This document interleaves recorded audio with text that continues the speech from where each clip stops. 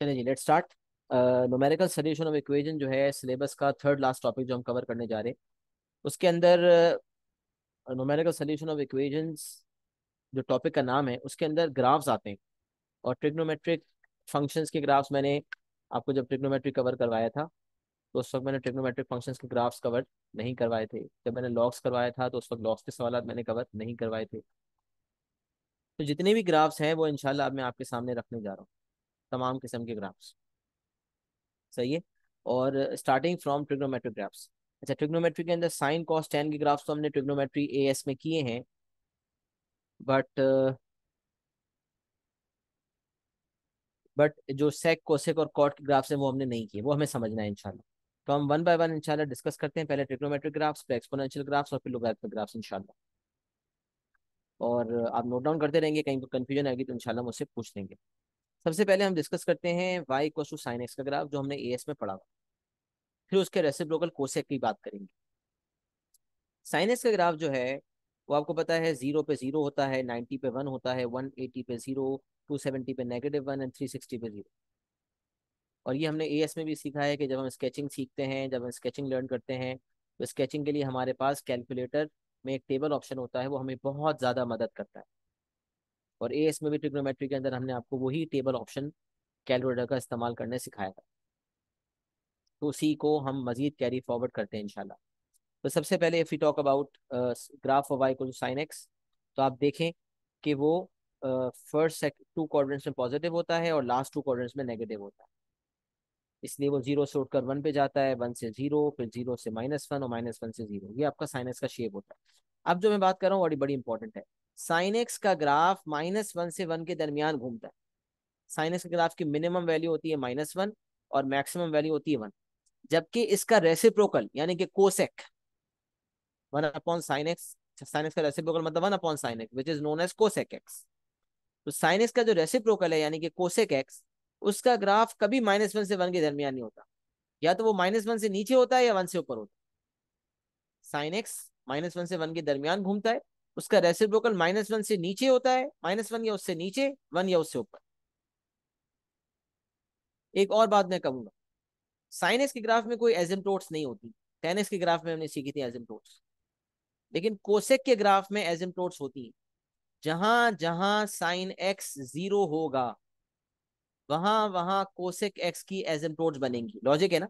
Cosec x का मतलब होता है 1/sin x। तो अगर एक्स की वैल्यू 0 होगी तो भी साइन एक्स 0 होगा, तो डिनोमिनेटर 0 हो जाएगा। जहां जहां डिनोमिनेटर 0 होगा वहां अनडिफाइंड हो जाएगा, मतलब आंसर नहीं आ पाएगा, जिसको हम इन्फिनिटी भी कहते हैं। जहां अनडिफाइंड हो या इनफाइनाइट वैल्यूज हो वहां पर एसिम्प्टोट्स बनती हैं। तो 1/sin 0 करने पर मैथ एरर आएगा विच मीन्स इन्फिनिटी या undefined. Undefined value can not be found. बहुत बड़ी वैल्यू है या बहुत छोटी वैल्यू है वो फाइंड नहीं हो सकती, अनडिफाइंड है या इनफाइनाइट है, इससे निकल नहीं सकती।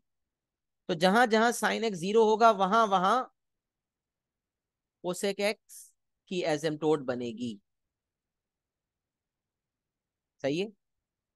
अच्छा, अब ये जो मैंने लिखा है ना, ये 0 -1 नहीं है, ये है 0 से 1। अगर साइन एक्स 0 है तो कोसेक एक्स की एसिम्प्टोट बनेगी।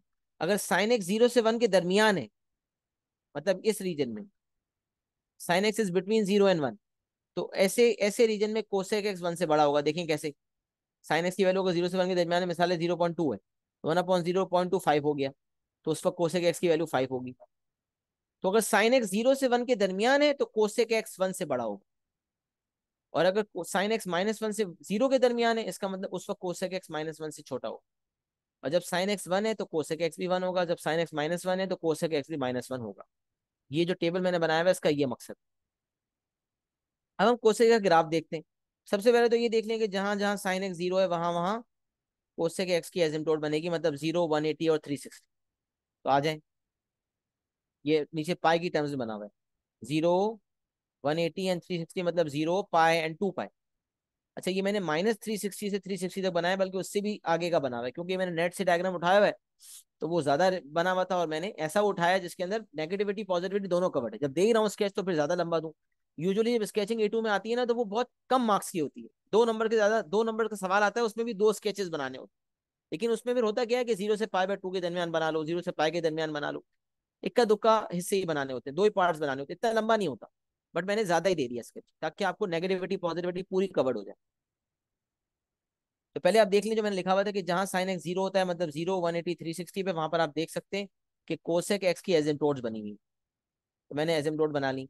0 पे वक्रों के वाई एक्सिस ही है तो डॉटेड लाइन नजर नहीं आ रही, तो एसिम्प्टोट 1 ये वाली हो गई। फिर एसिम्प्टोट 2 पाई पे बनी हुई है, और एसिम्प्टोट 3 जो है वो 2 पाई पे बनी हुई। तो 0, पाई एंड 2 पाई, 0, पाई एंड 2 पाई, इन पे क्या बनी हुई है, एसिम्प्टोट्स बनी हुई है। अच्छा, अगर नेगेटिविटी में ले जाऊंगा तो मजीद पीछे आ जाएगा, minus pi, 0, minus pi and -2 पाई। तो मैंने एसिम्प्टोट सारी बना ली। अच्छा, अब जब ग्राफ साइन एक्स का बनता था तो हम कैलकुलेटर के टेबल ऑप्शन में जाके स्टेप 90 डिग्री लेते थे, जबकि आपको याद होगा साइन कॉस में स्टेप 90 होता था, बट tan एक्स के अंदर स्टेप 45 डिग्री होता था। तो यही काम यहाँ भी करेंगे, स्टेप 45 डिग्री लेंगे। तो अगर आप कैलकुलेटर में अभी जाते हैं, टेबल ऑप्शन में जाएं जरा, शिफ्ट सेटअप, नहीं, मोड, मोड में टेबल ऑप्शन में आ रहा है, अलग अलग क्लासेस अगर है तो वहां भी टेबल ऑप्शन में मोड पे जाके नीचे टेबल ऑप्शन का ही मिलेगा आपको। टेबल ऑप्शन में आने के बाद जरा मुझे बताएं, आलिया, आप मुझे बताएं टेबल ऑप्शन आपके कैलकुलेटर में आपको मिल गया? जी सर, मिल गया। अच्छा, टेबल ऑप्शन में जरा लिखें, और मुझसे माइक पे कनेक्टेड रहिएगा, माइक बंद मत कीजिएगा ताकि मुझे पता रहे। तो और उबैद आप भी बेशक माइक खोल लीजिएगा। Okay sir. अच्छा, अब सुनो, कैलकुलेटर पे अगर डालते हो, टेबल ऑप्शन मिल गया उबैद तुम्हें कैलकुलेटर पे? जी सर, मिल गया। अच्छा, टेबल ऑप्शन में जाएंगे और लिखेंगे एफ एक्स इक्व टू, लिखा हुआ आ रहा होगा, आप लिखेंगे 1/sin x, और एंगल का ब्रैकेट खुलेगा, उसको बंद भी जरूर करेंगे। 1/sin x लिखिए।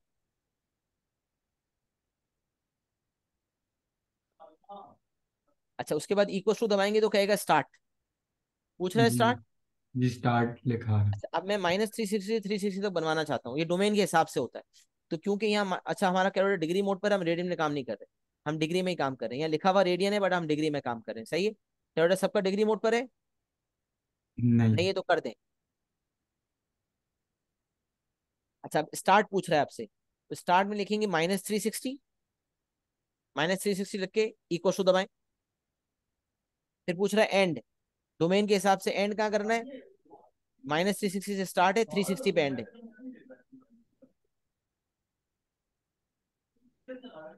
वो अब और स्टेप स्टेप पूछ पूछ रहा रहा है, है। स्टेप 45, भाई -360 जाना चाहते हो ना, -360 से 360 तक जाना चाहते हो, तो क्या कदम लेना चाहते हो, कैसे स्टेप्स लेना चाहते हो?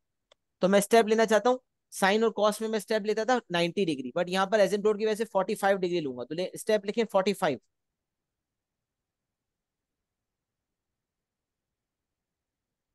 और इक्वल टू दबा दें। अच्छा, क्लास फेज में जी एक्स भी पूछता है, वो जी एक्स, बट जी एक्स आपने देना नहीं हो, एफ एक्स देकर इक्वल टू दबा देंगे, जी एक्स हट जाएगा खुद।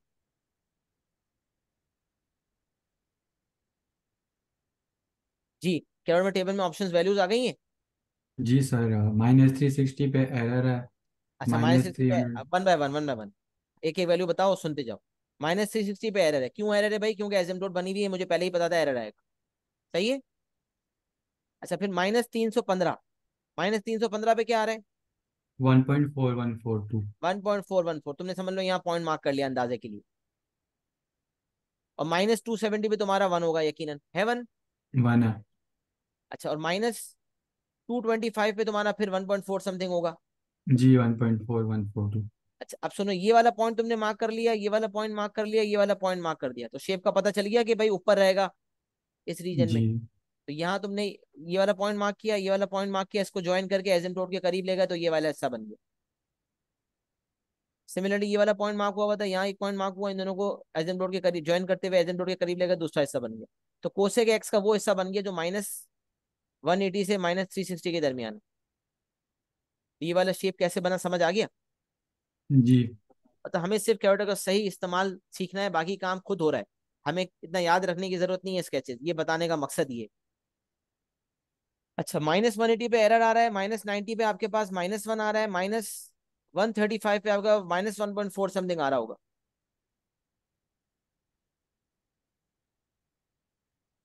और -45 पे -1.4 आ रहा है, ऐसा ही है? जी सर। जी आलिया, आप फॉलो कर रही हैं साथ साथ? जी सर।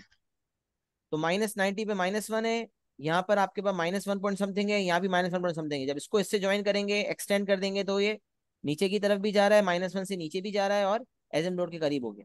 और यहाँ -1 से नीचे जा रहा है और एसिम्प्टोट के करीब हो गया, तो ये नीचे वाला हिस्सा बन गया। अब यही वाली चीज रिपीट है, क्योंकि पीरियड जैसे साइन का और कॉस का 360 डिग्री होता है पीरियड, वन कंप्लीट साइकिल, वैसे कोसेक एक्स का और सेक एक्स का भी 360 डिग्री। तो 360 डिग्री के बाद आप देखें, एक दफा पूरा ऊपर बन गया, एक दफा पूरा नीचे बन गया। अब देखिए कोसेक का ग्राफ जो है वो 1 से ऊपर है या -1 से नीचे है। 1 से -1 के दरमियान कोसेक एक्स का ग्राफ मुझे नहीं नजर आ रहा, 1 और -1 पे तो है, लेकिन इनके दरमियान नजर नहीं आ रहा। यही चीज फिर आगे रिपीट हो रही है और यही चीज आगे रिपीट हो रही है। ये -360 से पहले और 360 के बाद, ये तो हमने अगर बनाएंगे तो छोटा सा हिस्सा बनेगा यकीनन, लेकिन इसको हमें नहीं देखना, ये एक्स्ट्रा समझने अगर है भी।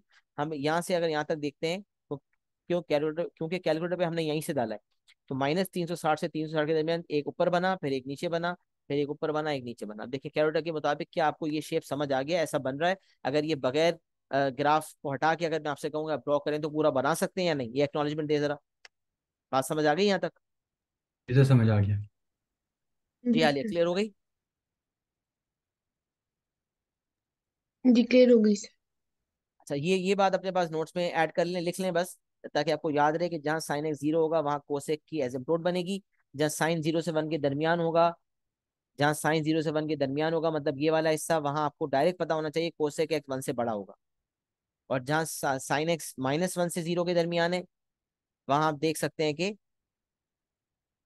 अच्छा, क्योंकि ऊपर 0 से 360 तक बना हुआ है, तो 0 से 180 के दरमियान ये ऊपर है, और 180 से 360 के दरमियान ये -1 से नीचे। तो यही लिखा हुआ है कि -1 से 0 के दरमियान लेस देन -1 होगा, जहाँ ये 1 है या 1 होगा, जहाँ -1 है या -1 होगा, क्योंकि कोसेक 1/साइन होता है।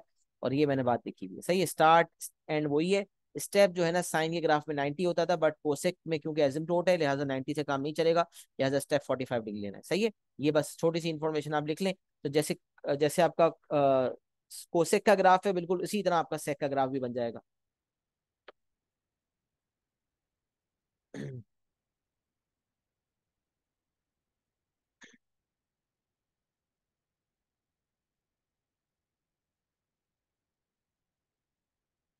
जी जनाब, लिख लिया?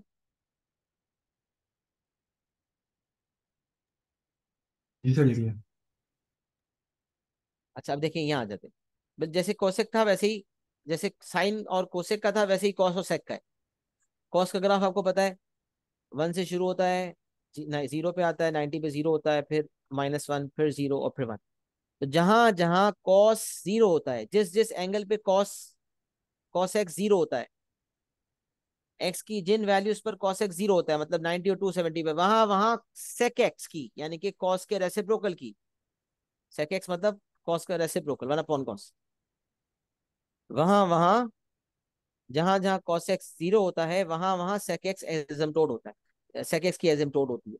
मतलब सेक एक्स की एसिम्प्टोट होगी 90 पे और 270। 90 यानी कि π/2 और 270 मतलब 3π/2। इसी तरह नेगेटिव में जाएंगे तो -π/2 और -3π/2। 90, 270, -90 एंड -270। आपको नजर आ रही है कि एक दो दो एसिम्प्टोट राइट पर हैं और दो एसिम्प्टोट लेफ्ट पर। एसिम्प्टोट वाली बात क्लियर हो गई है? अच्छा, फिर देखिए जहां कॉस 0 से 1 के दरमियान है, जहाँ कॉस 0 से 1 के दरमियान है, मतलब 1 से 90 की तरफ, हम 0 से 90 की तरफ जा रहे हैं तो 1 से नीचे आ रहा है, तो यहाँ 1 से ऊपर जा रहे होगे वैल्यू। लेकिन यहाँ से देखें, नहीं नहीं, पॉजिटिव में देखें, बल्कि ना मैं तो ये देख रहा था 0 से 90 के दरमियान, 0 से 90 के दरमियान ग्राफ देखें ऊपर जा रहा है, ये 0, ये नीचे आ रहा है तो यहाँ ऊपर जा रहा है। अच्छा, 90 से 100 के दरमियान ये नेगेटिव में नीचे जा रहा है, तो ये नेगेटिव में नीचे आ रहा है, -1 तक पहुंच रहा है। 0 से -1 के दरमियान है, ये -1 से नीचे, फिर ये दोबारा -1 से 0 के दरमियान है, तो ये -1 से नीचे, और फिर ये 0 से 1 के दरमियान है, तो ये 1 से ऊपर है, यहाँ से यहाँ तक, सही है। तो बस बॉटम लाइन यही है, बिल्कुल सेक जैसे साइन और कोसेक का था, वैसे ही कॉस और सेक का है।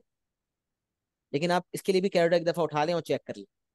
कैलकुलेटर पे जाएं, टेबल ऑप्शन में लिखें सेक एक्स, यानी कि 1/sin x लिखें, f x equal to 1/cos x, sorry, 1/f x equal to 1/cos x लिखें, स्टार्ट -360 एंड 360 स्टेप 45।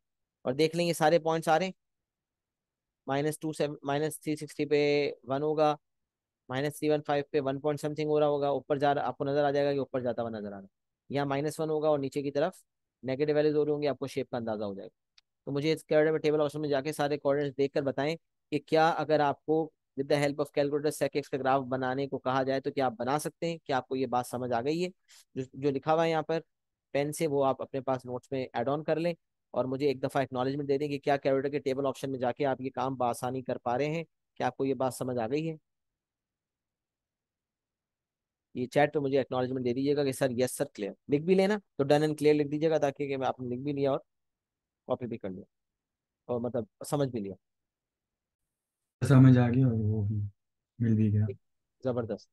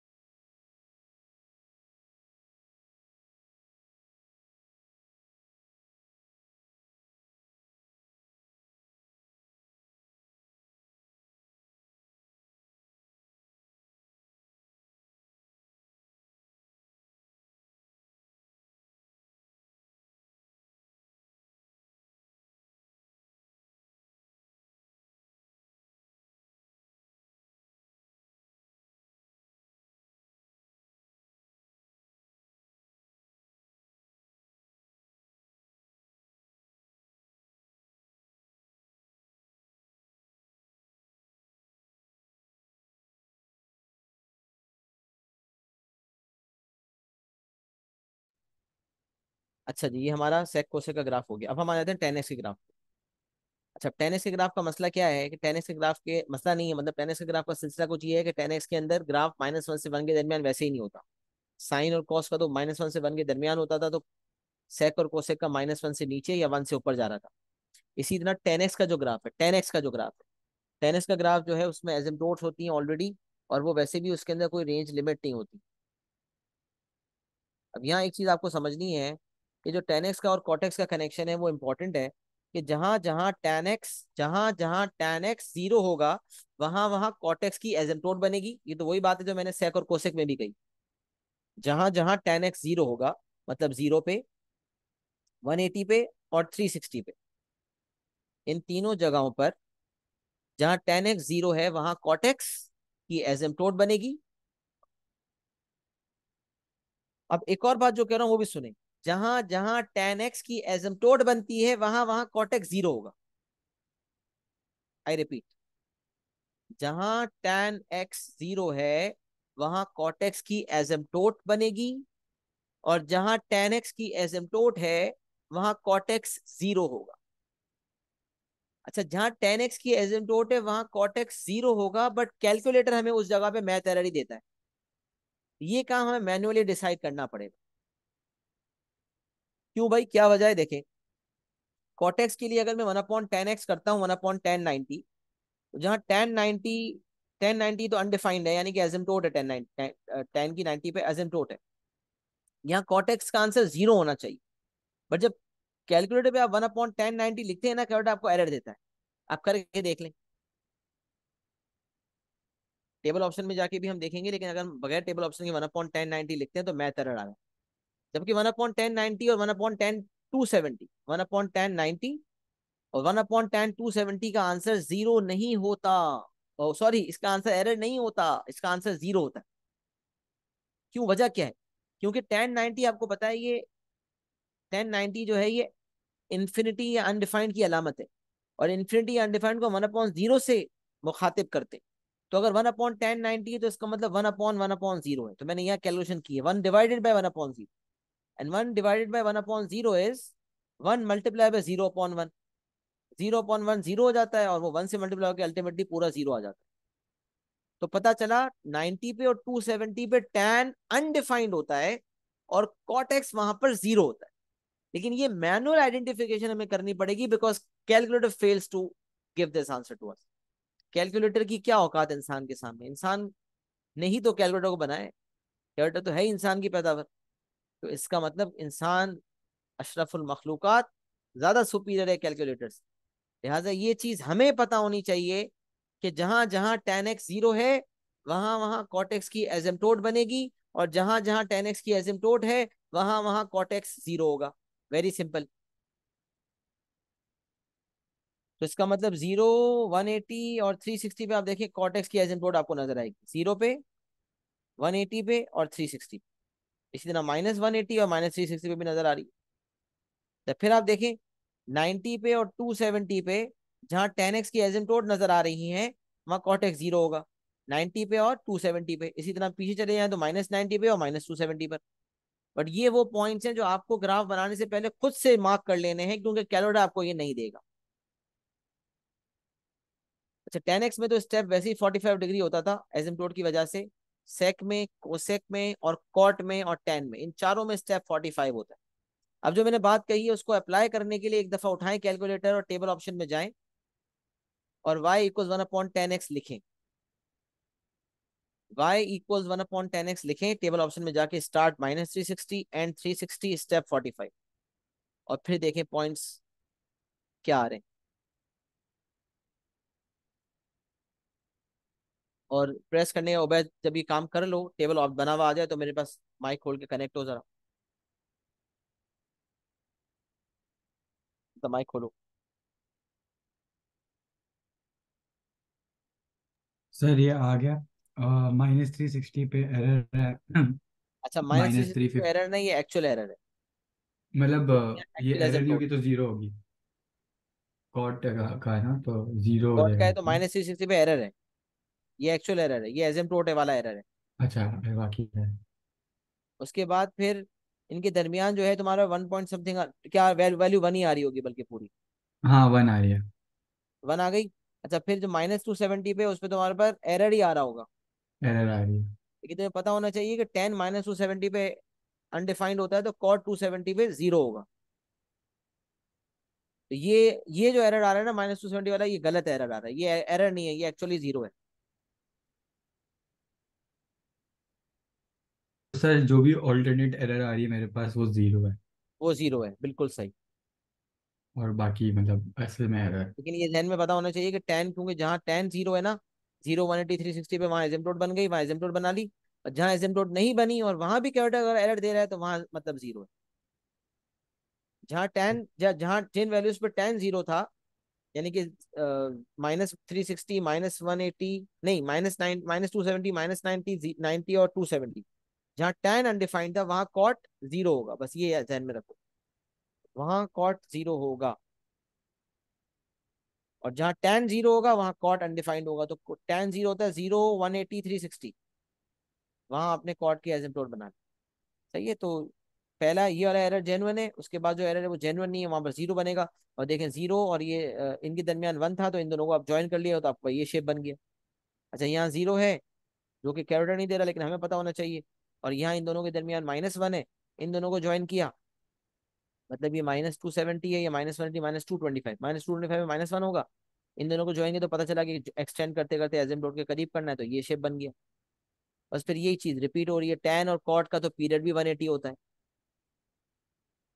साइन का, कॉस का, सेक का और कोसेक का पीरियड 360 डिग्री है, लेकिन tan का और cot का पीरियड 180 डिग्री है। मतलब एक कंप्लीट साइकिल 180 में हो जाती है, तो देखिए 180 में एक कंप्लीट साइकिल हो गई। फिर यही चीज आपको रिपीट होती हुई नजर आ रही है, दिस इज बीइंग रिपीटेड। यहाँ 4 साइकिल हो गए, 1, 2, 3, 4। एक साइकिल यहाँ है, एक साइकिल यहाँ पर है, एक साइकिल यहाँ पर है, एक साइकिल यहाँ पर। सही है। मुझे बताएं कि क्या ये शेप का अंदाजा भी आपको हो गया है? समझ आ गया? जी सर, समझ आ गया। आलिया, हाँ आपको भी जी समझ आ सर। गई बात? हाँ सही है। जी सर सर। अच्छा, अब होता ये है कि हमें वो कहता है sketch the graph of y equals to cot x for 0 to pi. तो अपने जब -360 से -360 से 360 तक देख लिया, या -2 पाई से 2 पाई तक देख लिया, तो इसमें से अगर कोई छोटा सा हिस्सा बनाने को कहेगा तो हमारे लिए क्या मुश्किल है? कुछ मुश्किल नहीं है, सही है। तो अब बहुत आसानी है, इंशाल्लाह बहुत आसानी से हम स्केचिंग कर सकते हैं।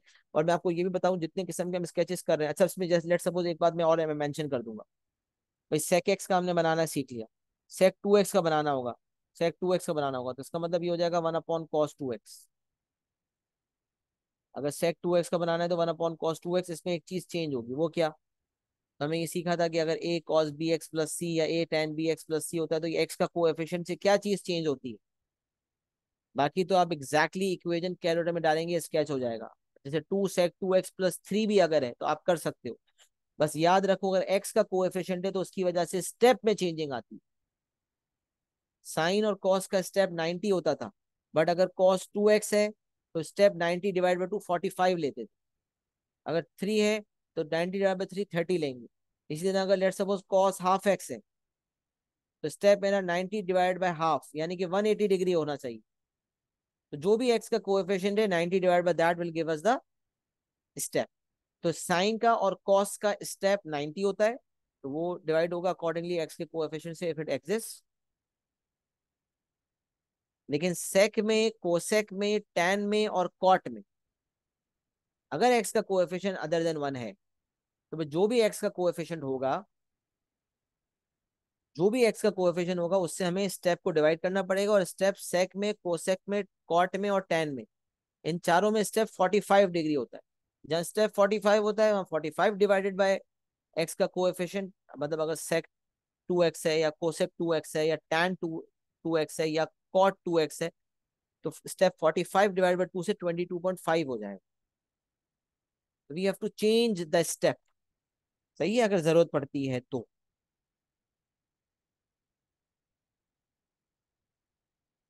ये एक बात मैंने एडिशनली ऐड कर दी।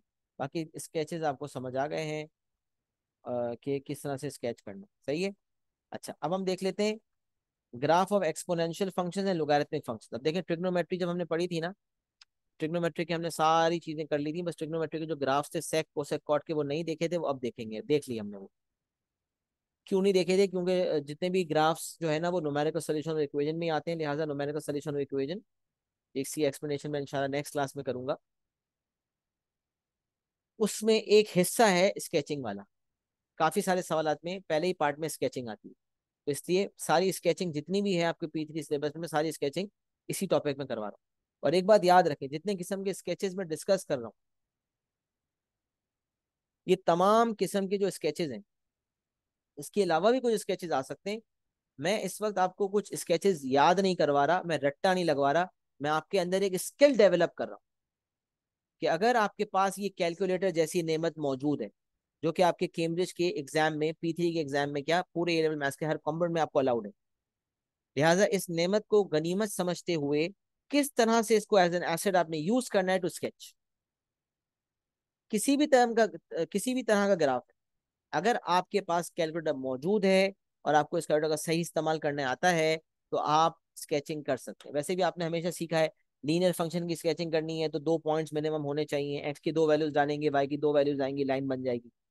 क्वाड्रेटिक कर्व की स्केचिंग करनी है, आपने बहुत सारी एक्स की कुछ वैल्यूज नेगेटिव डाली, कुछ पॉजिटिव डाली, जीरो डाली, तो आपके अब कई वाई कोऑर्डिनेट्स आ गए। कर्व के लिए आपको ज्यादा पॉइंट्स चाहिए होते हैं, 6 7। लाइन के लिए आपके पास 2 पॉइंट्स भी काफी हो जाते हैं स्केचिंग के लिए। तो स्किल ये है कि भाई मल्टीपल वैल्यूज आपने सब्स्टिट्यूट करनी होती है फंक्शन में, और आपके पास जो कोऑर्डिनेट्स आते हैं उसको आप प्लॉट करते हैं, आपके पास स्केच बन जाता है। तो स्केचिंग एक स्किल का नाम है, और कॉन्फिडेंस का नाम है कि आपको इस बात का भरपूर कॉन्फिडेंस हो कि कैसा भी ग्राफ आए, कैसा भी इक्वेशन आए, मैं स्केचिंग करना जान गया हूं, मैं स्केच कर लूंगा, क्योंकि मुझे कौन सा याद करना है स्केचेस के शेप्स, मुझे तो कैलकुलेटर काम करके देगा। तो अगर आपके अंदर ये कॉन्फिडेंस है और आपके अंदर कैलकुलेटर के इस्तेमाल करने की सलाहियत मौजूद है, तो ये आप आसानी हासिल कर सकते हैं विदाउट एनी प्रॉब्लम्स। अच्छा, अब exponential logarithmic and exponential functions हमारा सिलेबस का दूसरा टॉपिक था, उसमें भी स्केचेस थे लॉग्स के और एक्सपोनेंशियल फंक्शंस के। लोगैरिथमिक फंक्शंस के भी वो हमने नहीं सीखे थे, वो हम देखेंगे, अब हम देखेंगे। इसके अलावा कभी क्वाड्रेटिक की स्केचिंग आ जाए या लीनियर की स्केचिंग आ जाए, तो ये हमने स्केचिंग एएस में भी सीखी हुई है, पास में भी सीखी हुई है, आईजीसीएसई में भी सीखी जाती है। तो वो हमने बहुत सारी चीजें पहले सीखी हुई हैं, उसको हम इस्तेमाल करते हुए स्केचिंग करेंगे। जब सवाल आएंगे तो आप खुद देखेंगे कि कोई मुश्किल नहीं है इंशाल्लाह। होता ही है कि 2 नंबर की एक रिक्वायरमेंट आती है, उसमें 2 स्केचेस बनाने होते हैं और 2 स्केचेस बनाने के साथ एक कमेंट भी लिखना होता है कि देखो इसके इंटरसेक्शन पॉइंट्स एक है, लिहाजा इसका एक रूट है। और जब सवाल आएगा तो मैं आपके सामने बात रखूंगा। बट 2 नंबर का सवाल होता है, उसमें 2 स्केचेस होते हैं अलग अलग, और साथ साथ उसमें कुछ कमेंट भी लिखना होता है। तो बेसिकली इसकी बहुत ज्यादा वेटेज नहीं है मार्क्स के लिहाज से। बट हम तो हमेशा ये कहते हैं कि भाई कतरा कतरा दरिया बनता है, एवरी सिंगल मार्क्स काउंट। तो कोई बोले कि स्केचेस में पढ़ूं ही नहीं तो खाली 2 ही नंबर का नुकसान होगा, तो ये अप्रोच सही नहीं है। क्या बता वही 2 नंबर, बल्कि दो तो बहुत दूर की बात, एक ही नंबर आपको आपके ए को ए स्टार, आपके बी को ए बना सकता है, और आपके ए को बी भी वही 1 मार्क बना सकता है। आपने वो 1 मार्क छोड़ दिया, 2 नंबर छोड़ दिया, आपका ए आने वाला था, आपका बी आ गया। लिहाजा हर एक मार्क को वैल्यू किया करें।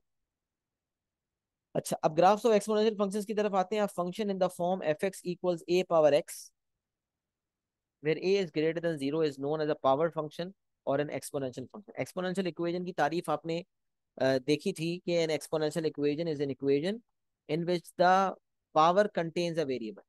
वेरिएबल अगर पावर में नजर आ रहा हो, जैसे एक्स स्क्वायर है, तो बेस वेरिएबल है और पावर में एक नंबर है। बट अगर 2 पावर एक्स है, 2 पावर एक्स, तो 2 is a base number, base में एक नंबर है, बट जो पावर है ना उसमें एक आपको वेरिएबल नजर आ रहा है, 2 पावर एक्स। तो अगर पावर में वेरिएबल हो जाए तो ऐसे फंक्शन को एक्सपोनेंशियल फंक्शन कहा जाता है, पावर फंक्शन और एक्सपोनेंशियल फंक्शन। और अगर आपकी बेस किसी नॉर्मल नंबर के बजाय ई हो जाए, पावर में वेरिएबल है और बेस में ई आ जाए, तो एक्सपोनेंशियल फंक्शन तो कहलाएगा, बट बेस ई होने की वजह से ये नेचुरल एक्सपोनेंशियल फंक्शन कहलाएगा। नॉलेज वाइज एक बात बताई जा रही है, कोई आपसे पूछेगा नहीं एमसीक्यू में कि बताओ ये कौन सा फंक्शन है, लेकिन आपको पता होना चाहिए। तो आप function in which the power is in the variable, in which the variable contains a power, in which the power contains a variable, in which the power contains a variable is known as an exponential function, and if the base is e, the value of which is 2.71828, calculator आपको value देता है similar to पाई। जब पाई लिखा हुआ है उसी के बराबर वाले, उसी में बल्कि रेड अल्फा दबा के वो की दबाएंगे तो ई की वैल्यू आएगी, और शिफ्ट दबा के दबाएंगे तो पाई की वैल्यू आएगी। तो तो इसका मतलब ये है कि ये कांस्टेंट है ई, और अगर ये बेस आपका ई होता है तो ऐसे फंक्शन को नेचुरल एक्सपोनेंशियल फंक्शन कहते हैं। अच्छा, एक्सपोनेंशियल फंक्शन को स्केच करने के लिए भी आप इस्तेमाल कैलकुलेटर को ही करेंगे, बट इनिशियली जब आपको इक्वेशन सामने नजर आए तो उसको देख कर ना कुछ बातें आपको फौरन पता चल जानी चाहिए। एक्सपोनेंशियल फंक्शन का शेप ना इस तरह से होता है, एक्सपोनेंशियली आपको इंक्रीज होता हुआ नजर आता है, या एक्सपोनेंशियली आपको डिक्रीज होता हुआ नजर आता है, या कभी ये नीचे होता है और बढ़ता हुआ नजर आता है, कभी नीचे और आपको घटता हुआ नजर आता है। इस तरह के शेप्स होते हैं एक्सपोनेंशियल फंक्शन। और हर एक्सपोनेंशियल फंक्शन में एक हॉरिजॉन्टल एसिम्पटोट होती है। अभी हमने देखा साइन में कॉस में कोई एसिम्पटोट नहीं थी। टेन हमने एएस में देखा था, उसमें वर्टिकल एसिम्पटोट होती है, अभी भी डिस्कस किया। सेक में, कोसेक में और कॉट में, इन तीनों में भी वर्टिकल एसिम्पटोट्स होती हैं। एक्सपोनेंशियल फंक्शन में हॉरिजॉन्टल एसिम्पटोट होती है। तो कुछ की पॉइंट्स टू रिमेंबर है। उसमें पहला पॉइंट कह रहा है कि अगर आपका जो जनरल फॉर्म है एक्सपोनेंशियल इक्वेशन का, that is y equals to a e power के एक्स प्लस बी। अब अगर आपको इक्वेशन इस फॉर्म में नजर आता है तो इस फॉर्म में देखकर आपको फौरन एक बात पता चलनी चाहिए, वो है एसिम्पटोट की इक्वेशन। जो चीज प्लस या माइनस हो रही है, y equals to that number will be your horizontal asymptote. तो key points to remember, the value of b determines the equation of the horizontal asymptote. जो b की वैल्यू है वो आपके हॉरिजॉन्टल एसिम्पटोट की इक्वेशन को डिटरमिन करती है। The value of b determines the equation of the horizontal asymptote.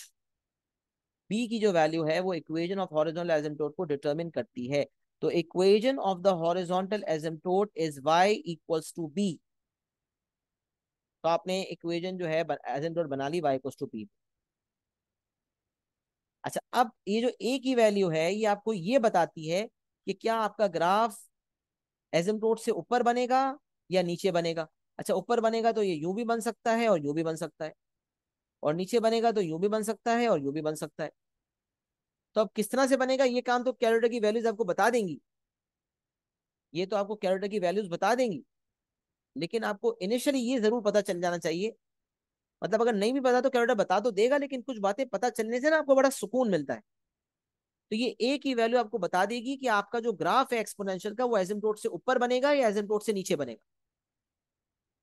तो if the value of A is positive, अगर ए की वैल्यू पॉजिटिव है जो कि आगे लिखा हुआ है, इफ द वैल्यू ऑफ ए, ये सेकंड पॉइंट में डिस्कस करता हूं, पहले पॉइंट नंबर 3 पे आए। The value of a determines as to whether the curve lies above the asymptote or lies below it.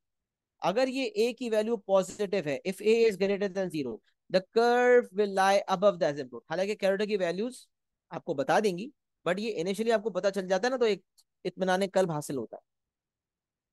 And if the value of a is negative, the curve lies below the asymptote. तो y equals to b horizontal asymptote का equation है। a अगर positive है तो curve above the asymptote होगा, a negative है तो curve below the asymptote होगा।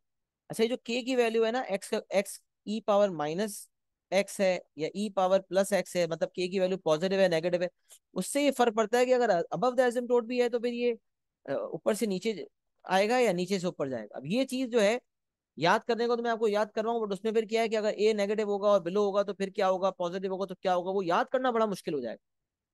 उसका हल ये है कि बस जो बातें मैं आपको की पॉइंट्स और रिमेम्बर में बता रहा हूँ वो आप जहन में रखें, क्योंकि बाज़ औक़ात ऐसा डायरेक्ट कैलकुलेटर उठाने से एक बच्चे को कुछ पता ही नहीं है और डायरेक्ट कैलकुलेटर उठाया तो वो एग्जाम में कंफ्यूज हो सकता है।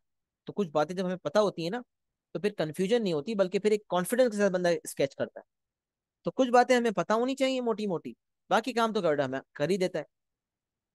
तो एसिम्प्टोट वाला पॉइंट हो गया। पहली बात थी प्लस माइनस वाली जो चीज है वो एसिम्प्टोट की इक्वेशन है, y equals to plus b, या माइनस बी होता तो माइनस बी। अगर ए पॉजिटिव है, जो एक्सपोनेंशियल का कोएफिशिएंट ए है वो पॉजिटिव है, तो अबव द एसिम्प्टोट कर्व लाई करेगा, वरना बिलो करेगा। एक और चीज याद रखेंगे, जब भी एक्सपोनेंशियल का ग्राफ बनाते हैं वाई इंटरसेप्ट निकाला करें, और एसिम्प्टोट हमारी हॉरिजॉन्टल होती है और अब वाई इंटरसेप्ट निकाला करें। The y intercept must be found and for that substitute x equals to 0 in the given equation. y equals to b वाली एसिम्प्टोट होती है और आपने वाई इंटरसेप्ट भी निकालना होता है। तो एसिम्प्टोट है, अबव या बिलो लाई करेगा, एक ही बेसिस पे पता चलेगा, और वाई इंटरसेप्ट निकालना पड़ेगा। अच्छा, एक बात यहाँ और लिखी हुई है, the range of the exponential function will always be restricted because of the horizontal asymptote. अब देखिए ना, रेंज का मतलब होता है वैल्यूज ऑफ y।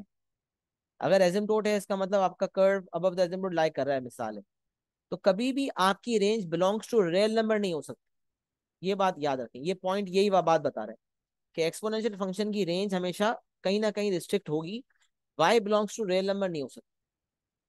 हाँ, domain x belongs to real number हो सकता है, but y belongs to real number range नहीं हो सकती, नॉट पॉसिबल। ये बात बिल्कुल गलत है, y belongs to real number नहीं हो सकता। क्यों नहीं हो सकता? क्योंकि y की एक ऐसी वैल्यू है जो कि ली ही नहीं जा सकती। तो अगर ग्राफ एसिम्प्टोट से ऊपर है तो खाली y, जैसे 2 है ये, तो y ग्रेटर देन 2 रेंज होगी, और अगर बिलो है, लेट्स सपोज एसिम्प्टोट के इक्वेशन से बिलो है, तो y रेंज लेस देन 2 होगी। ये जो भी एसिम्प्टोट की इक्वेशन है उसके हिसाब से होगी। तो क्योंकि एसिम्प्टोट हॉरिजॉन्टल है, लिहाजा वर्टिकली जो हम रेंज देते हैं y की वैल्यूज पे, उसकी रेंज आपकी हमेशा रिस्ट्रिक्टेड होगी।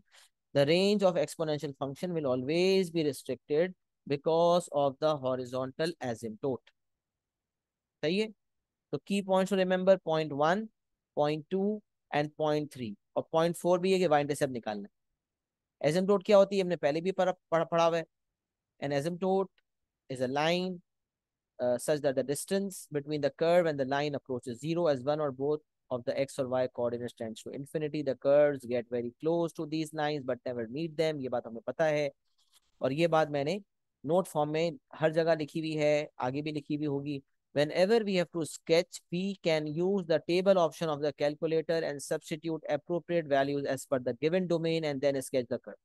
यही बताने की कोशिश है नोट फॉर्म में कि भाई कैसा भी स्केच हो, आपने घबराना नहीं है। अगर आपके पास ये कैलकुलेटर की नेमत मौजूद है और आपको इसको चलाने आता है तो आप बहुत आसानी से स्केचिंग कर सकते हैं। अब मैं कुछ एग्जांपल्स की जाने बढ़ता हूं ताकि आपको बात समझ आ जाए। तो सबसे पहले हम स्केच देखते हैं y equals to e power x का। अब कुछ चीजें आपको इनिशियली फौरन देखकर पता चलनी चाहिए, और कुछ चीजें आपको कैलकुलेटर करके बता देगा। तो सबसे पहले जब आपने y equals to e x देखा, तो आपको फौरन पता होना चाहिए कि ये इस फॉर्म में आ गया, y equals to 1 e power x plus 0। अच्छा, आपकी एसिम्प्टोट क्या होगी भाई? y इक्वल्स टू जीरो आपकी एसिम्प्टोट होगी। y इक्वल्स टू जीरो का मतलब होता है एक्स एक्सिस। सही है। इसका मतलब आपका कर्व एक्स एक्सिस से ऊपर लाई करेगा या बिलो। अच्छा, फिर हमने देखा ये जो a की वैल्यू है e पावर x का कोएफिशिएंट, क्योंकि ये पॉजिटिव है, e पावर x का कोएफिशिएंट चूंकि पॉजिटिव है, e पावर x का कोएफिशिएंट चूंकि पॉजिटिव है, लिहाजा curve above the asymptote lie करेगा। तो दो बातें पता चल गई, एसिम्प्टोट की equation y equals to zero और curve above the asymptote lie करेगा, दूसरी बात। फिर एक चीज और थी, y इंटरसेप्ट का निकालना। तो y इंटरसेप्ट निकालने के लिए आपने x को जीरो सब्स्टिट्यूट किया, y इंटरसेप्ट के लिए आपने जब x जीरो सब्स्टिट्यूट किया तो आपका y बना। तीन मेनली चीजें मैंने बताई थी जिसको टिक भी किया गया है यहाँ, एक दो और तीन, ये मैंने पॉइंट बता दिया था, बट इसका कोई मसला है नहीं इतना ज्यादा, क्योंकि रेंज वगैरह निकालने की रिक्वायरमेंट तो P1 में ज्यादा आती है, यहाँ तो हमने रेंज निकालने की सवालात नहीं देखे। बहरहाल P1 की हर चीज जो P1 में आती है वो P3 में आ सकती है, लिहाजा आपको पता होना चाहिए, बट मैंने एज अ पॉइंट तो यहाँ लिखा हुआ है, लेकिन ज्यादा मोटे मोटे ये तीन पॉइंट्स। एसिम्प्टोट की इक्वेशन, ये पता लगाना कि कर्व अबव द एसिम्प्टोट होगा या बिलो, और वाई इंटरसेप्ट की कैलकुलेशन, तीनों चीजें हमने यहाँ कर ली। अब उठाएं कैलकुलेटर, उठाएं कैलकुलेटर, कैलकुलेटर के टेबल ऑप्शन में जाएं, और कैलकुलेटर के टेबल ऑप्शन में जाके इक्वेशन लिखें y equals to e power x. अच्छा, क्योंकि यहाँ पर डोमेन नहीं दिया हुआ, वरना डोमेन जो यूजुअली दिया होता है, डोमेन यह नहीं दिया हुआ, तो अभी हमने डोमेन ले लिया, मिसाल है -3 से 3 तक लेना है, तो स्टार्ट -3 से करें, एंड 3 पे करें, और स्टेप आप 1 ले लें। स्टार्ट -3 से करें, एंड 3 पे कर दें, और स्टेप आप 1 ले लें।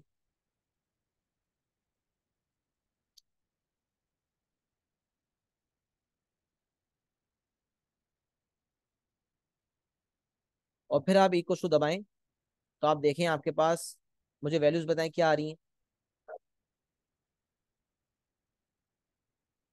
जी माइक पे बता दें। सर -3 पे 0.097। मतलब बहुत छोटी वैल्यू आ रही है, लेकिन जी। वाई जीरो से थोड़ी ऊपर है। फिर आपने कहा जी। -2 पे थोड़ी वैल्यू और बढ़ी, -1 पे थोड़ी और बढ़ी, और जीरो पे 1 आ रही होगी। जी। सब देखिए ये बहुत थोड़ा थोड़ा बढ़ रहा है, लेकिन एक्सपोनेंशियल में अब तेज से बढ़ना शुरू होगा। अब 1 पे आपने देखा बड़ा आंसर आएगा, 2 पे आपने कहा और बड़ा आ रहा है, 3 पे आपने कहा ओहो बहुत ज्यादा ही बड़ा आ रहा है ना। जी। तो अब ये आपको अंदाजा हो गया कि कितने पॉइंट्स आ रहे हैं, जितने पॉइंट्स भी आ रहे हैं उसको आपने प्लॉट किया तो आपको शेप का अंदाजा हो गया, क्योंकि स्केचिंग का तो एक स्केच का तो एक ही नंबर है ना। मतलब अगर आपको ई पावर एक्स की स्केचिंग करनी है, इट्स फॉर जस्ट 1 मार्क, तो असल चीज ये है कि आप वैल्यूज प्लॉट करने नहीं बैठेंगे कि -3 पे 0 पॉइंट समथिंग है, -2 पे इतना है, ये प्लॉटिंग नहीं करनी, हमें शेप का अंदाजा लगाना है। तो भाई एजेंटोट से ग्राफ उठता हुआ वाई इंटरसेप्ट 0 पे 1, 0 1 से गुजरा और ऊपर चला गया। और एग्जामिनर को ये पता होना चाहिए कि बच्चे का ग्राफ एजेंटोट को चीरते हुए नीचे ना चला जाए। अब किसी बच्चे ने भड़ मार के ये बना दिया ग्राफ, इस तरह से बना दिया, अब ये गड़बड़ है, ये एक्सेप्ट नहीं होगा। अगर एक्स एक्सिस को हिट करता हुआ उससे नीचे चला गया तो बच्चे को ये शऊर होना चाहिए कि एजेंटोट का भी कोई कॉन्सेप्ट है एक्सपोनेंशियल के अंदर। ग्राफ एक्सपोनेंशियल जो ऊपर बनते हुए ये शेप बने। तो मैंने जो आपको तीन चीजें बताई, अगर वो आप जहन में रखते हैं तो आपको एक्यूरेट मिलेगा इंशाल्लाह ग्राफ। तो ये पॉइंट ग्राफ बन गया। इसी तरह ई पावर एक्स माइनस वन का अगर आप ग्राफ बनाते हैं, तो अगर ई पावर एक्स का बना बनाया है, तो e power x minus one का आपको ट्रांसफॉर्मेशन का कॉन्सेप्ट भी पता है कि भाई पूरा फंक्शन जब 1 से माइनस हो गया तो वो वर्टिकल ट्रांसलेशन है ऑफ 0 - 1, मतलब ग्राफ 1 यूनिट्स नीचे चला जाएगा। तो एसिम्प्टोट जो वाई इक्वल टू 0 थी वो वाई इक्वल टू -1 हो गई, और हर पॉइंट 1 यूनिट नीचे चला गया। आप देखें हर पॉइंट 1 यूनिट नीचे चला गया। वाई इंटरसेप्ट भी 1 0 1 से 0 0 हो गया, हर पॉइंट 1 यूनिट नीचे चला गया, हर पॉइंट 1 यूनिट नीचे चला गया। तो ये बेसिकली वर्टिकल ट्रांसलेशन हो गई, vertical translation bye translation vector 0 - 1। But अगर आपको बनाना ही वाई को ई पावर एक्स माइनस वन का ग्राफ था, तो आप उठाएं कैलकुलेटर, टेबल ऑप्शन में जाके इक्वेशन ई पावर एक्स में -1, ई पावर एक्स -1 डालें, वही स्टार्ट वही एंड, तो आपको खुद ही नजर आएगा कि देखिए -1 से थोड़ा ऊपर यानी कि -0.9 समथिंग वैल्यू आ रही होगी -3 पे, बढ़ते बढ़ते 0,0 और बढ़ते बढ़ते और बढ़ेगी। तो आप बहुत आसानी के साथ बना सकते हैं। और ई पावर एक्स -1 में एजिम्प्टोट का पता भी आपको है, वाई इक्वल टू -1, वाई को -1 की आपकी लाइन बनेगी, और क्योंकि ई पावर एक्स का कोएफिशिएंट पॉजिटिव है, लिहाजा अब द एसिम्प्टोट ग्राफ बनेगा और आपका शेप बन गया। तो मुझे बताएं, दोनों जो इन्फॉर्मेशन यहाँ लिखी हुई है उसको आप नोट भी कर लें कि भाई एक्सपोनेंशियल में हम अगर डोमेन नहीं है तो हम एटलीस्ट ये डोमेन ले सकते हैं, वैसे डोमेन दिया हुआ होता है, लेकिन यहाँ हमने डोमेन आपको बता दिया। मुझे बताएं, ये बात समझ आ गई? ये स्केचेस जी सर, बन गए समझ आ आपके? गया। जी। जी आलिया। जी सर, समझ में आ गई। अगले पेज पे चला जाऊं, लिख भी लिया आपने या लिखना है कुछ? लिख अच्छा, ये लिया बात, सर। ये बात ब्रैकेट में मैंने लिखी है कि अगर एक्स बढ़ रहा है तो वाई भी बढ़ रहा है। तभी ऐसा होता है कि अगर शेप इस तरह का है, एक्स बढ़ने पे वाई कम हो रहा होता है। तो ये एक्स के ई की जो ई का को ई की पावर है उसकी बेसिस पर होता है कि एक्स अगर माइनस एक्स होता, ई पावर माइनस एक्स होता, तो फिर ऑटोमेटिकली उल्टा चला जाता। अब देखें यहाँ, देखने थर्ड वाला graph, sketch the graph of y equals to e power minus x. तो एक्स बढ़ रहा है, एक्स बढ़ने पे वाई कम हो रहा है, क्यों भाई? ई की पावर माइनस है। अब ये चीज आपको याद नहीं रखनी, ये आपको कैलकुलेटर खुद बता देगा। बल्कि ये बात तो कंफर्म है ना कि ई पावर एक्स का ग्राफ अभी हमने ऊपर देखा, तो अगर ई पावर एक्स जो है ई पावर माइनस एक्स में कन्वर्ट होता है, तो एक्स माइनस एक्स से रिप्लेस हो गया। तो आपको पता था y equals to f x वाला रूल पता है कि y equals to f x, अगर y equals to f minus x बन जाए, एक्स की साइन चेंज हो रही है, इसका मतलब ये रिफ्लेक्शन इन वाई एक्सिस है। तो अगर ई पावर एक्स का ग्राफ बना हुआ है तो आपको वाई एक्सिस में रिफ्लेक्शन करके y equals to e power minus x का ग्राफ नजर आ रहा है। बट आपको तो ये दोनों तो नहीं बने हुए होंगे, तो आपको तो खुद करना होगा। तो आप उठाएं कैलकुलेटर, जाए टेबल ऑप्शन में और इक्वेशन में लिखें y equals to e power minus x.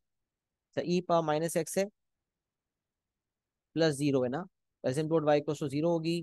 Coefficient अगर पॉजिटिव है, एक्सपोनेंशियल का मतलब अबव द एसिम्प्टोट ग्राफ बनेगा। दो बातें पता चल गई, वाई इंटरसेप्ट 0,1 होगा। तीसरी बात पता चल गई, अब हमने कैलकुलेटर उठाया, कैलकुलेटर में आपने डाला y equals to e power minus x table option में जाके, और आपने वही स्टार्ट -3 एंड 3 स्टेप 1। तो आपके पास सारे पॉइंट्स आ जाएंगे, पहले बड़ी वैल्यूज आएंगी, फिर कम होते होते छोटी वैल्यूज आना शुरू हो जाएंगी।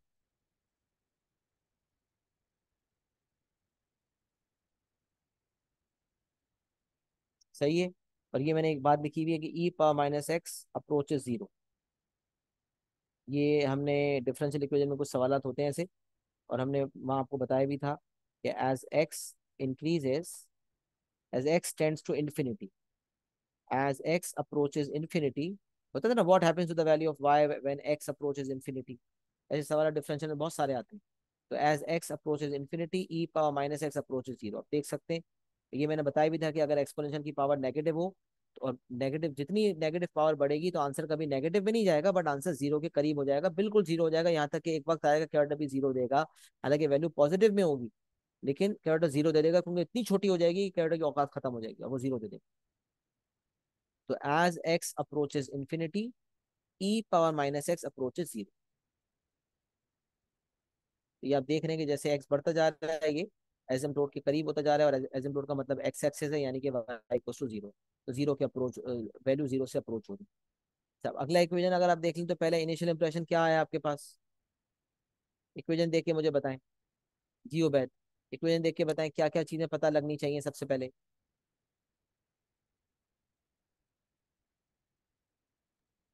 अ, एसिम्प्टोट की इक्वेशन बताएं।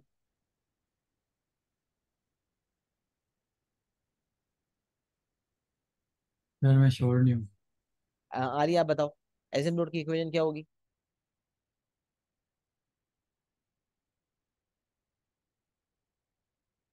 ये बताया था ना, ए ई के एक्स प्लस बी। एसिम्प्टोट की इक्वेशन क्या बताई थी आप? वाई इक्वल्स टू बी बताई थी, तो यहाँ पर क्या होगी?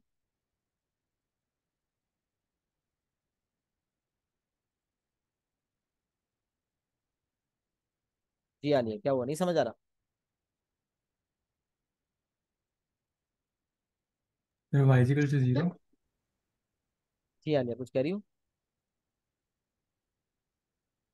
जो चीज नहीं प्लस सर, माइनस, ठीक है। जो चीज प्लस माइनस होती है बेटा, वही एजिम्प्टोट की इक्वेशन होती है ना। तो वाइजिकल से जीरो। +3 है ना चंदा, जीरो कैसे? अच्छा अच्छा। पर लिखा तो है मैंने, बताई तो है ये बात। यहाँ प्लस बी है, तो वाई को भी हमारी एजिम्प्टोट की इक्वेशन है, लिहाजा यहाँ पर एजिम्प्टोट की इक्वेशन क्या हो गई? y = 3। अच्छा, फिर ये जो एक्सपोनेंशियल का कोएफिशिएंट, इससे पता अच्छा चलता है सर, वो ग्राफ अबव असल होगा या में बिलो होगा। मुझे ये नज़र नहीं आ रही थी नीचे वाली नजर नहीं ग्राफ। आ रही? हाँ, ये मैं नज़र नहीं आ रहा था -2 अच्छा अच्छा, मेरे पास तो नजर आ रहा है, असल में आना तो चाहिए। वो उसका जो जूम मीटिंग वाला नीचे वाला उसमें समझ गया पार्ट मैं। जहाँ पे पार्ट सही है। वो है। तो y को 3 एजेंप्टोड की इक्वेशन हो गई। अब मुझे बताओ ग्राफ अबव द एजेंप्टोड होगा या बिलो द एजेंप्टोड होगा, इसकी बेसिस पे बताओ बिलो मुझे। द एसिम्पटोट। बिलो द एजेंप्टोड होगा। दो बातें पता चल गई। अच्छा फिर y इंटरसेप्ट निकालने के लिए x की जगह 0 डाल दिया, e⁻0 1 हो गया, -2 + 3 1 आ गया, मतलब 0,1 से ग्राफ गुजरेगा। हमने जब एजेंप्टोड बनाई y = 3 पे बनी, डॉटेड लाइन बनी, और इसके अलावा ग्राफ बिलो द एजेंप्टोड बनेगा तो बिलो में भी दो बन सकते हैं, इस तरह भी बन सकता है और इस तरह भी बन सकता है। अब किस तरह से बनेगा ये काम बाकी कैलकुलेटर करेगा। वैसे भी देखें e⁻−x है तो जैसे x बढ़ेगा तो ये अप्रोच करेगा 0 को, लिहाजा जब ये वैल्यू नेगेटिव की वजह से ये कम होती चली जाएगी तो y बढ़ता चला जाएगा। हमारा इतना सोचने की जरूरत नहीं है। आपने एजेंप्टोड की इक्वेशन देखी, y = 3 बिलो बनेगा ये पता चल गया, y इंटरसेप्ट निकालने ये पता चल गया, बाकी कैलकुलेटर उठाएं और देखें, पूरा इक्वेशन डालें कैलकुलेटर के अंदर और आप देखें फिर पूरा इक्वेशन डाल के देखें, स्टार्ट -3, एंड 3 और स्टेप 1। मैंने एसिम्प्टोट का इक्वेशन लिखा है, वाई इंटरसेप्ट लिखा है, a-2 है तो बिलो है, और x बढ़ने पे y बढ़ रहा होगा। ये सब चीज़ें देखिए, आप देखें ये शेप आ रहा है, आपको समझ में आ रही है बात। बहुत ज़्यादा नेगेटिव आ रहा होगा -3 पे, फिर बढ़ते बढ़ते 0 पे 1 आ गया, फिर बढ़ते बढ़ते बढ़ेगा लेकिन 3 से नीचे नीचे ही रहेगा।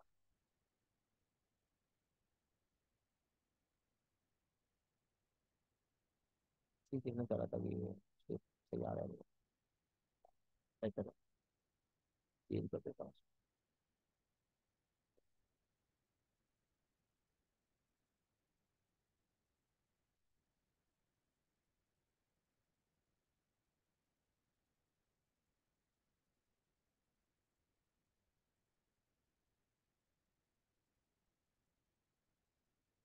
जी जनाब, ऐसा शेप आ रहा है नहीं आ रहा? टेबल ऑप्शन से देखे पॉइंट्स क्लियर हो गए, ये आ रहे हैं पॉइंट्स। जी सर। जी सर। अगर इस तरह का ग्राफ का इतना का इक्वेशन आपके सामने आ जाए तो एक्सपोनेंशियल का ग्राफ बना सकते हैं। जी सर। अच्छा अब देखें, अच्छा मैंने एक और यहाँ पर इक्वेशन लिखा है, y = e⁻x²। बच्चा जब ये देखता है ना तो बच्चे के जहन में आता है कि सर ये तो एक्सपोनेंशियल का ग्राफ है। अब एक्सपोनेंशियल का ग्राफ जो है ना नॉर्मली तो ऐसे ही बनता है जैसे हमने बनाया, बट यहाँ आप समझ लें कि यहाँ एक्सपोनेंशियल की पावर में x² है। अब ऐसा इक्वेशन अचानक कभी आ जाए तो मैंने तो आपको नहीं पढ़ाया हुआ, अब आप क्या करोगे? अब आपके पास कैलकुलेटर की स्किल है, अब उसको देखोगे। अभी एक दफा पास में आया हुआ ऐसा सवाल, मैंने इसको यहाँ एग्जाम्पल के तौर पर पेश किया कि भाई देखो नजर तो एक्सपोनेंशियल आ रहा है बट शेप एक्सपोनेंशियल वाला नहीं है, क्योंकि पावर में x नहीं है, x² है। हालांकि ये क्वाड्रेटिक नहीं है लेकिन इसका शेप क्वाड्रेटिक वाला है। तो बताने का मकसद ये है कि कैरेक्टर में स्किल आपको सीखनी है। अगर स्किल आपने आ गई तो अब आप रट नहीं सकते, स्केचेस सारे याद नहीं कर सकते, आपको कैरेक्टर की स्किल का इस्तेमाल करते हुए ना अपने स्केच करना होगा देर अंदर।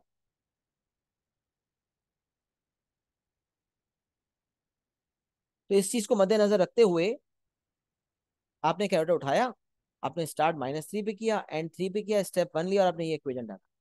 अभी आपको कुछ पता नहीं है, एसिम्प्टोट वगैरह कुछ भी नहीं है, एसिम्प्टोट का कॉन्सेप्ट ही नहीं है यहाँ पर। यहाँ कंटिन्यूटी में ग्राफ बन रहा है और एसिम्प्टोट नहीं है, क्योंकि ये e⁻x²। सोचो ना, जो चीज 0 पे 1 आ रहा है माइनस इंटरसेप्ट, जो 1 पे आ रहा है वो -1 पे आ रहा है, जो 2 पे आ रहा है वो -2 पे आ रहा है, तो क्वाड्रेटिक जैसा शेप बन गया। अब इनिशियली हमें नहीं पता था बट हमने क्या उठाया, टेबल ऑप्शन में गए, स्टार्ट एंड स्टेप डाला तो हमारे पास खुद ब खुद -2 पे पॉजिटिव वैल्यू, -1 पे पॉजिटिव वैल्यू, 0 पे 1, 1 पे वही पॉजिटिव वैल्यू जो -1 पे आई थी, 2 पे वही जो -2 पे आई थी, और इस तरह से आपको पता चल गया कि तो क्वाड्रेटिक शेप बन रहा है। तो अगर आपके पास कैलकुलेटर की स्किल है तो जैसा भी इक्वेशन आएगा आप कर सकते हैं। ये दोनों स्केचेस जो है अपने पास बना लीजिएगा। अभी स्क्रीनशॉट ले लें, टाइम कम है, असल में नमाज का टाइम हो रहा है, मैं चाह रहा हूँ कि आप इसको बाद में कॉपी कर लें। अभी आप अपना अपना स्क्रीनशॉट ले लें, फिर अपने नोट्स में लिख लीजिएगा। शाबाश, जल्दी से स्क्रीनशॉट ले लें इसका। ले लिया सर। सफाई सुथराई से अच्छे से बना लीजिएगा। अच्छा जी, अब लॉग्स पे आ जाता हूँ। लोगरिथमिक फंक्शन हमारा ये भी आता है कभी का, ये भी बन जाता है। तो पहले तो एक बात अब पता होनी चाहिए नॉलेज बेस पे कि ln x and e⁻x are inverse functions of each other. अगर एफ एक्स e⁻x है तो f inverse x ln x होगा। e⁻x का ग्राफ और ln x का ग्राफ एक दूसरे की रिफ्लेक्शन होता है in the line y = x। The graph of y = ln x will be a reflection of the graph of y = e⁻x in the line y = x। क्यों भाई? क्योंकि ये इनवर्स का कॉन्सेप्ट हमने एएस में पढ़ा है कि f inverse x, the graph of y = f inverse x and the graph of y = fx are the mirror images of each other in the line y = x। है ना? एक एक एक ग्राफ दूसरे ग्राफ की रिफ्लेक्शन होता है in the line y = x, ये बात हमें पता है। तो यहाँ पर अगर हम y को ई एक्स करें, उसको एफ एक्स माने, लेट, बल्कि let f x equals to y किया, x को सब्जेक्ट बनाया, तो ये साबित भी हो गया कि अगर y ई पावर x है तो एफ एक्स अगर ई पावर x है तो f inverse l n x होता है। तो यही बात दिखी हुई भी है कि ग्राफ में रिफ्लेक्शन। अच्छा, y equals to e power x जो है नेचुरल एक्सपोनेंशियल फंक्शन कहलाता है, y equals to l n x natural logarithmic function कहलाता है। अच्छा, एक्सपोनेंशियल फंक्शन में हॉरिजॉन्टल एसिम्प्टोट होती है, ग्राफ हॉरिजॉन्टल एसिम्प्टोट से ऊपर की तरफ जा रहा होता है, जबकि l n x logarithmic function के अंदर वर्टिकल एसिम्प्टोट होती है। लोगरिथमिक फंक्शन में वर्टिकल एसिम्प्टोट होती है। मिरर इमेजेस के कॉन्सेप्ट में देखें, ये जो ग्राफ है इसकी मिरर इमेज आपको यहाँ नजर आ रही है। अच्छा, एक्सपोनेंशियल में वाई इंटरसेप्ट हम निकाला करते थे एक्स जीरो डालकर, यहाँ वाई इंटरसेप्ट तो है ही नहीं क्योंकि वर्टिकल एसिम्प्टोट है, तो यहाँ एक्स इंटरसेप्ट निकालेंगे। तो एक्सपोनेंशियल में वाई इंटरसेप्ट, लोगरिथमिक में एक्स इंटरसेप्ट। एक्सपोनेंशियल में हॉरिजॉन्टल एसिम्प्टोट, लोगरिथमिक में वर्टिकल एसिम्प्टोट। अच्छा, अभी एसिम्प्टोट की इक्वेशन निकलता कैसे, अब इस पे बात करना शुरू कर दो। पहले तो पता चल गया एक दूसरे की मिरर इमेजेस वाली बात पता चल गई, यहाँ वाई इंटरसेप्ट है, यहाँ एक्स इंटरसेप्ट है, यहाँ हॉरिजॉन्टल एसिम्प्टोट है, यहाँ वर्टिकल एसिम्प्टोट है, ये डिफरेंसेस पता चल गए। अब ये कुछ बातें लॉगरिथम के हवाले से ये देखकर इसके एग्जांपल्स देख लेते हैं। जनरल फॉर्म है a l n b x plus c. अच्छा, एक्सपोनेंशियल के अंदर आपको डोमेन दिया हुआ होता है, लोगरिथम में भी डोमेन दिया हुआ हो सकता है, बट अक्सर ऐसा होता है कि लोगरिथम का डोमेन हमें खुद भी निकालना होता है। अब लोगरिथम का डोमेन अगर लेट सपोज मुझे नहीं बताया जाए तो मैं खुद निकाल सकता हूँ। पता है कैसे निकाल सकता हूँ? मुझे पता है कि for log of y with a base of a to be defined, y must be positive, the base must be positive, the base must not be equals to 1। अब बेस तो इस वक्त e है, लेट सपोज अगर L n x का graph बना रहा हूं तो बेस तो e है, लेकिन ये जो फंक्शन या बी एक्स प्लस सी लिखा हुआ है इसको पॉजिटिव होना चाहिए क्योंकि y की जगह पे, और y क्योंकि पॉजिटिव है लिहाजा बी एक्स प्लस सी को पॉजिटिव होना चाहिए, क्योंकि लॉग जब नेगेटिव नंबर पे लगता है तो मैथ एरर आता है। लगा के देख लेना, l n minus two, l n minus five. तो डोमेन हम खुद निकाल सकते हैं लोगरिथमिक फंक्शन का अगर हमें नहीं बताया जाए तो। the domain of the logarithmic function will always be restricted। अच्छा, एक्सपोनेंशियल में मैंने कहा था रेंज रिस्ट्रिक्ट होती है, यहाँ पर डोमेन रिस्ट्रिक्ट होता है। the domain of the logarithmic function will always be restricted because of the vertical asymptote। Vertical asymptote है, इसका मतलब कुछ वैल्यूज ऑफ एक्स ली जा सकती हैं, कुछ नहीं ली जा सकती। तो डोमेन अगर फाइंड करना हो तो कैसे फाइंड करते हैं ये देख लो। The domain must first be found as follows. Domain find करने का तरीका यह है कि जो आपके पास फंक्शन है एल एन के साथ, जैसे बी एक्स प्लस सी, उससे आप पॉजिटिव करके देखें क्योंकि सिर्फ पॉजिटिव पे ही आपका लॉग डिफाइंड होगा। तो b x plus c should be greater than zero, b x plus c should be greater than zero. यहां से अगर आप कैलकुलेशन करेंगे तो x is greater than minus c upon b आ जाएगा। अच्छा, एक्स को डोमेन के मुताबिक एक्स को माइनस सी अपॉन बी से बड़ा होना चाहिए, इसका मतलब x minus c upon B नहीं हो सकता ना, इससे छोटा हो सकता है। छोटा तो नहीं हो सकता, इसके बराबर भी नहीं हो सकता। तो यहीं से वर्टिकल एसिम्प्टोट की इक्वेशन आ जाती है। अगर आपने डोमेन निकाला और वो domain greater than minus c upon B है तो वर्टिकल एसिम्प्टोट की इक्वेशन हो जाएगी x equals minus c upon B, क्योंकि x minus c upon B हो नहीं सकता। मिसाल, अगर आपके पास डोमेन आ जाए x greater than minus two तो आप समझ जाएंगे कि x can not be equals to minus two. इसका मतलब वर्टिकल एसिम्प्टोट की जो इक्वेशन होगी that would be x equals to minus two. यही बात लिखी थी, जो डोमेन है और डोमेन में जो वैल्यू नहीं हो सकती उसी वैल्यू पे वर्टिकल एसिम्प्टोट का इक्वेशन पता लग जाता है। एक्सपोनेंशियल में y इंटरसेप्ट निकालते हैं एक्स जीरो डालकर, लोगरिथमिक में x इंटरसेप्ट निकालते हैं y जीरो डालकर। The x intercept must be found, x intercept must be found, x intercept निकालना होगा y जीरो डालने के बाद। और note, whenever we have to sketch हम टेबल ऑप्शन का इस्तेमाल करते हैं। अब ये कुछ बातें पता चल गई है ना, इसको इस्तेमाल करते हैं हम स्केचिंग के रूल देख लेते हैं। पहले हम क्या करेंगे, डोमेन निकालेंगे, उससे हमें वर्टिकल एसिम्प्टोट का इक्वेशन पता चलेगा। उसके अलावा हम एक्स इंटरसेप्ट निकालेंगे वाई जीरो डालकर। ये तीन बातें अगर आपके जहन में है तो लोगरिथमिक का स्केच आपके कदमों में होगा, अगर आपको कैलकुलेटर चलाने आता है तो। अब देखिए, मैं यहाँ आपके सामने रखता हूँ दोनों एग्जाम्पल्स में, एक जगह two l n two x minus one है, एक जगह minus two l n two x minus one. पहले डोमेन निकालते, two x minus one greater than zero, दोनों दोनों एग्जाम्पल्स के लिए है। Two x minus one should be greater than zero, मतलब x should be greater than one upon two. Two x minus one को zero से बड़ा होना चाहिए, तो इसका मतलब एक्स वन अपॉन टू से ग्रेटर होगा। अच्छा, इससे ये भी पता चला कि वर्टिकल एसिम्प्टोट के राइट पे मेरा ग्राफ बनेगा। डोमेन मुझे बता रहा है कि मेरा ग्राफ वन अपॉन टू के राइट पे बनेगा। अगर domain x less than half होता तो हमारा ग्राफ लेफ्ट पे बनता, जैसे कि अगले एग्जाम्पल्स में ऐसा ही होगा। तो अगर एक्स ग्रेटर देन हाफ है, बनाने का फोकस नहीं है, कॉपी करने का फोकस नहीं है, अभी सुन लें क्योंकि मेरी मगरिब की नमाज पेंडिंग है, तो बेचारों समझा दूं, फिर आप स्क्रीनशॉट लेके आराम से नोट्स बना लें, कॉपी कर लेंगे इंशाल्लाह अपने पास। तो सबसे पहले डोमेन 2x-1 ग्रेटर देन 0 होना चाहिए, तो x is greater than half, और डोमेन राइट साइड को कवर कर रहा है। अच्छा, वर्टिकल एसिम्प्टोट की इक्वेशन यहीं से आ जाती है, x हाफ से बड़ा होना चाहिए, तो एसिम्प्टोट की इक्वेशन हो जाएगी x इक्वल्स टू हाफ। ये दूसरी बात हो गई। तीसरी बात थी एक्स इंटरसेप्ट का निकालना, एक्स इंटरसेप्ट के लिए y जीरो करें। अब देखिए यार y जीरो करते हैं, तो जीरो करूंगा तो zero is equal to 2ln 2x-1। Domain निकाला, वर्टिकल एसिम्प्टोट की इक्वेशन निकाली, अब एक्स इंटरसेप्ट निकालने के लिए y को जीरो किया, जैसे वहां जीरो किया तो zero equal to ln 2x-1, 2 divide हुआ तो यहाँ जीरो बच गया।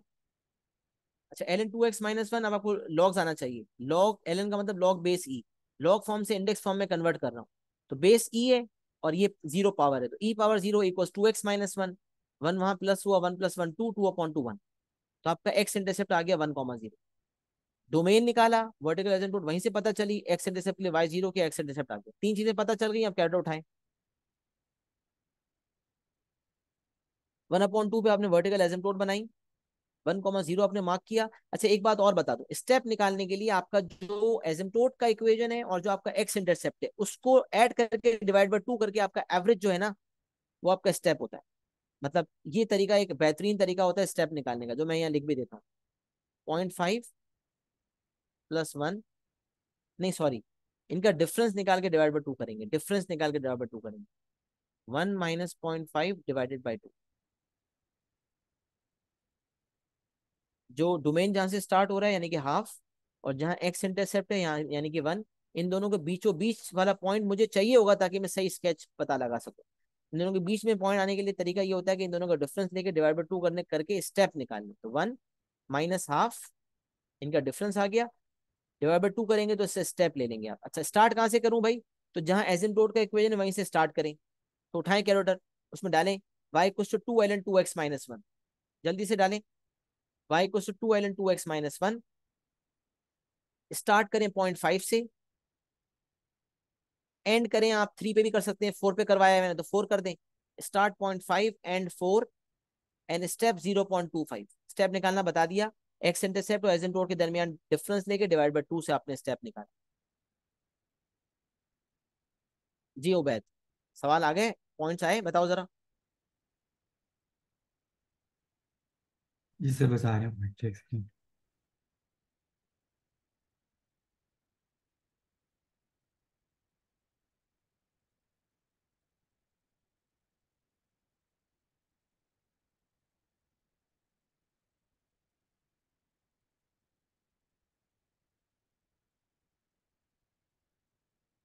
क्या वो नहीं आए पॉइंट्स, आलिया आए पॉइंट्स? जी सर, ये जीरो बताओ पॉइंट जरा। फाइव पे एरर है। ओके, वो आपको पता चल गया एसिम्प्टोट का एरर है, इनके दरमियान नेगेटिव वैल्यू होगी। जी सर, -1.386। सही, आपको पता चल गया नीचे की तरफ है, आपने पॉइंट मार्क कर लिया, 1 पे 0 है, जी 1 पे 0। जैसे बढ़ता जा रहा है वैल्यू बढ़ती जा रही है, तो ये ग्राफ ऊपर जाता जाएगा, एक्स भी बढ़ता जाएगा, वाई भी ऊपर जाता जाएगा। आपको शेप का अंदाजा हो गया, तो आपको पता चल गया जी एसिम्प्टोट से ग्राफ नीचे से आया, नीचे से ऊपर जा रहा है। असल चीज तो यही ना कि ऊपर से नीचे आ रहा है या नीचे से ऊपर जा रहा है, तो आपको समझ में आ गया नीचे से ऊपर जा रहा है। अच्छा, जब -2ln 2x-1 होगा, दोनों में आप देखें डोमेन सेम है, डोमेन सेम होगा, वर्टिकल एसिम्प्टोट सेम होगी, बट शेप में फर्क आएगा। तो अब यहाँ 0.5 पे एरर आने के बाद 0.75 पे आपके पास पॉजिटिव 1 पॉइंट समथिंग वैल्यू आ रही है। अब समझ जाएंगे कि ग्राफ नीचे से ऊपर नहीं जा रहा बल्कि ऊपर से नीचे आ रहा है, तो वो ऊपर से नीचे चला जाएगा। जैसे ये वाला ग्राफ बना है वैसे ये वाला भी बन जाएगा, कैरेक्टर में आप -2 लिख देंगे। सही है, तो ये दोनों ग्राफ्स के इक्वेशन समझ आ गए। अच्छा, अब देखिए नीचे वाला, देखिए थर्ड एंड फोर्थ में क्या चेंज है। 2x-1 था ना, यहाँ -2x-1, तो मैंने कहा -2x-1 ग्रेटर देन 0, माइनस से पहले मल्टीप्लाई किया ताकि एक्स का कोएफिशिएंट पॉजिटिव हो जाए, तो इनइक्वालिटी लेस देन 0 हो गई, 2x + 1 लेस देन 0, और डोमेन आ गया एक्स लेस देन -हाफ। यहाँ से डोमेन से मुझे पता चल गया कि ग्राफ वर्टिकल एसिम्प्टोट के लेफ्ट पे बनेगा, एक्स लेस देन -हाफ होगा, डोमेन है एक्स लेस देन -हाफ। सही है, डोमेन हो गया एक्स इज लेस देन -हाफ। अच्छा, वर्टिकल एसिम्प्टोट की इक्वेशन तो आपको पता है यहीं से आती है, एक्स इक्वल टू -हाफ। एक्स इंटरसेप्ट निकालने के लिए y जीरो किया, तो एक्स इंटरसेप्ट आ गया -1 0, कैलकुलेशन हुई भी है। अच्छा, अब आपको यहाँ स्केचिंग करने में एक ख्याल रखना है, क्योंकि आपका लेफ्ट पे बनेगा, तो आप स्टार्ट छोटी वैल्यू होती है, स्टार्ट हमेशा छोटी वैल्यू होती है और एंड बड़ी वैल्यू होती है, तब यूजुअली आप एसिम्पटोट से स्टार्ट करके आगे जा रहे थे, जैसे यहाँ गए थे 0.5 से स्टार्ट लिया था और फिर आगे गए थे। अब यहाँ क्योंकि एसिम्पटोट पे तो मामला खत्म हो रहा है, एसिम्पटोट वाली पे तो मामला खत्म हो रहा है, तो उसका पीछे से शुरू करें। तो मैंने शुरू किया -5 से, एंड मैंने किया 0.5 -0.5 पे। अच्छा, स्टेप लेने के लिए वही इन दोनों के दरमियान जो डिफरेंस है, मतलब -1 में और -1/2 में डिफरेंस जो है, वो डिवाइड बाई 2 कर दिया, मेरे पास स्टेप आ जाएगा। मतलब डिफरेंस अगर मैं पॉजिटिव में लूँ तो ये 0.5 है, और डिवाइड बाई 2 किया 0.25, स्टेप मैंने 0.25 ही लिया। तो स्टार्ट छोटी वैल्यू से, एंड बड़ी वैल्यू पे, और स्टेप 0.25। अच्छा, कुछ कैलकुलेटर ऐसे हैं जिसमें अगर मैं एसिम्पटोट से स्टार्ट करूं, स्टार्ट वाली वैल्यू छोटी लूं, बड़ी लूं, और एंड वाली वैल्यू छोटी लूं, मत और मैं उल्टा जाना चाहूँ, और तो स्टेप नेगेटिव डाल के भी काम हो सकता है। मतलब अगर स्टेप नेगेटिव डालूंगा तो ये उल्टा चलेगा, स्टेप पॉजिटिव डालूंगा तो राइट जाएगा। लेकिन कुछ कैलकुलेटर ये प्रोसेस नहीं कर पा रहे, लिहाजा आप इसी को फॉलो करें जो मैं आपको बता रहा हूँ। स्टार्ट छोटी वैल्यू से, एंड बड़ी वैल्यू पर, एसिम्पटोट पे मामला एंड करना है, स्टेप 0.25 जरा डालें, और ये वाला इक्वेशन डालें, 2ln माइनस 2x-1, 2ln-2x-1 डालें, स्टार्ट -5 एंड -0.5, स्टेप 0.25 डाल के आलिया से जल्दी से बताओ क्या पॉइंट्स आ रहे हैं।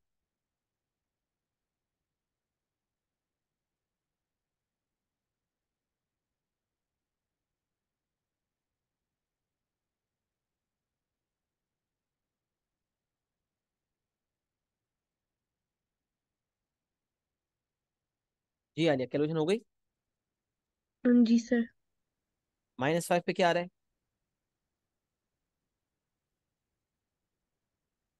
सर ये -4.394। किस पे? स्टार्ट -5 से किया या नहीं किया? जी सर, -5 से किया। सर ये -2ln -2x-1 वाला था ना?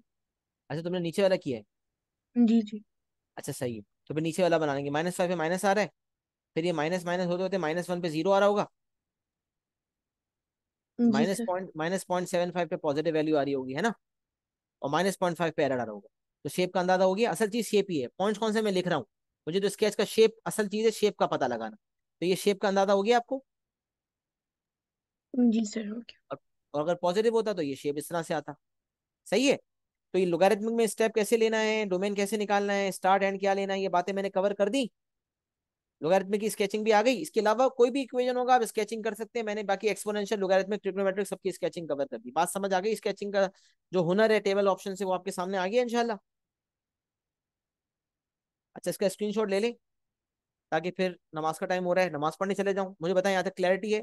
Sketching all clear? आलिया समझ आ गया? उबैद? जी सर, क्लियर है। जी सर, क्लियर। चले, स्क्रीनशॉट ले लिया?